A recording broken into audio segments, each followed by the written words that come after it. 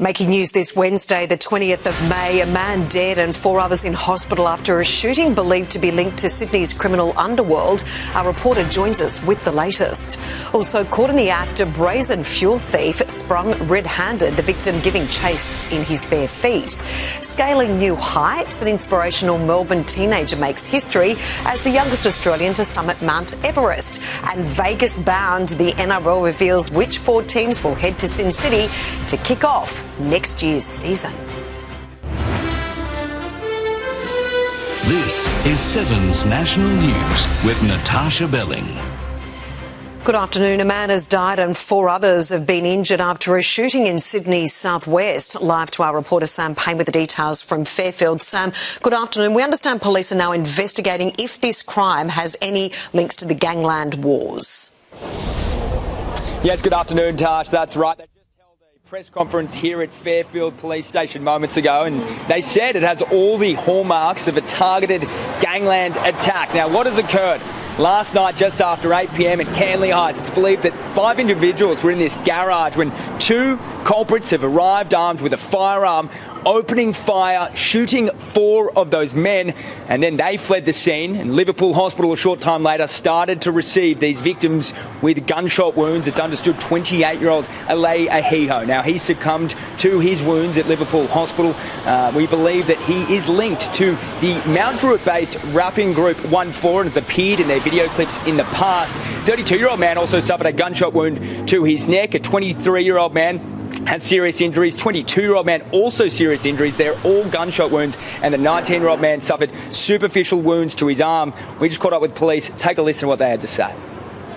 I can also confirm that we believe that this is a targeted attack, although the motive for this attack is unclear at this stage, and we're working through a number of inquiries. There were significant injuries to definitely 4 of the victims, but at this stage we believe they're gunshot wounds. So now forensics are still on scene. They're at Canley Heights, completely taped off that whole street. Residents nearby are shocked. They're surprised that anything like this could occur, and obviously 4 people shot at 8 p.m. last night. Very concerning for that suburb. We'll have more details throughout the day. Tash? Sam, thank you. The Prime Minister says a new group of so-called ISIS brides can expect to face the full force of the law if they return to Australia. The Syrian government is now understood to have cleared the way for the final Australian cohort to leave the Al Roj camp. Travel funds for their return have now been unlocked after pressure from the US to clear the camp. The only real hold-up is the fact that they're held in a camp run by the Kurdish authorities, who have been reluctant to release their prisoners. 3 out of 4 women from the previous group who returned to Australia were charged after their arrival. Anthony Albanese has been hit by a swipe from a Labor colleague. New South Wales Premier Chris Minns slamming the federal government over bracket creep, claiming families are being stung. For more, we're joined now by Josh Martin in Canberra. Josh, good afternoon. The Labor Premier there seemingly endorsing a policy of the coalition.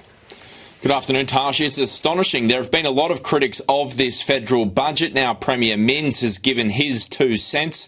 Currently, employees on the top tax bracket are paying 47 cents in the dollar to the tax office when you include the Medicare levy.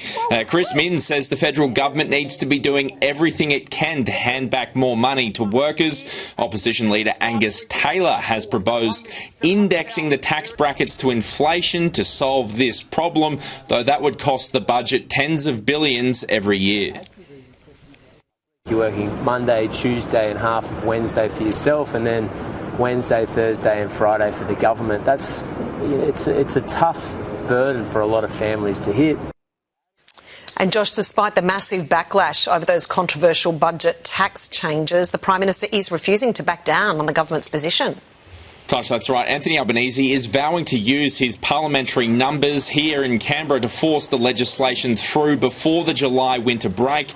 The reforms include grandfathering negative gearing, allowing new investors to use the tax break solely on newly constructed homes. Already Australians are saying their rents are going up. Labor's other controversial changes to scrap the 50% capital gains tax discount on all assets, replacing it with an inflation-adjusted model with a minimum minimum 30% tax rate. It's important to note that the family home remains exempt from CGT and small business concessions will stay in place. So no second heart with all this. You're not thinking of changing any of this?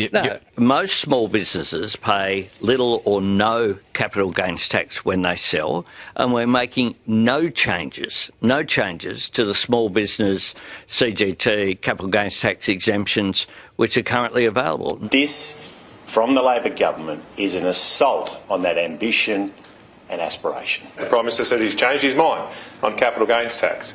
Well, he should give the Australian people the chance to change their mind and have another election. Despite the wishes of Matt Canavan, the Prime Minister is highly unlikely to call an election anytime soon. Tash? Josh, thank you. 2 men have been killed in a horror smash in Melbourne's southeast overnight. Geordie Wright joins us now from Dandenong. Geordie, the incident has shut down one of the city's busiest roads. Tash, major collision detectives have been here for almost 12 hours. Specialist forensic investigators were also called in to help process the scene. There's debris scattered across all 6 lanes of the Princes Highway, and it doesn't appear it will be open anytime soon. Now, this all unfolded around 1:20 this morning when the Honda Accord was seen travelling at speed down the straight stretch of road. It's clipped a gutter before slamming into a tree, spinning out of control, striking a second tree and bursting into flames. There was little emergency services could do to save the 2 occupants. A 38-year-old man and 19-year-old man died at the scene, but police say the car wasn't stolen. It appears not to be at this point in time, but again, we're making all those relevant inquiries. And just to be clear, there was no pursuit? To my understanding at this point in time, there's nothing to suggest there was a pursuit involved in any way. Security vision has now emerged, which reveals a police van was travelling behind the Honda moments before the deadly crash. No doubt this will form part of the investigation. But Taj, both lanes of the Princes Highway are expected to remain closed well into the afternoon. Geordie, thank you. A Gold Coast man has caught a fuel thief red-handed trying to siphon diesel from his truck. James Longstaff was barefoot when he ran after the alleged culprits, filming the entire encounter on his iPhone. Amelia Adam has more.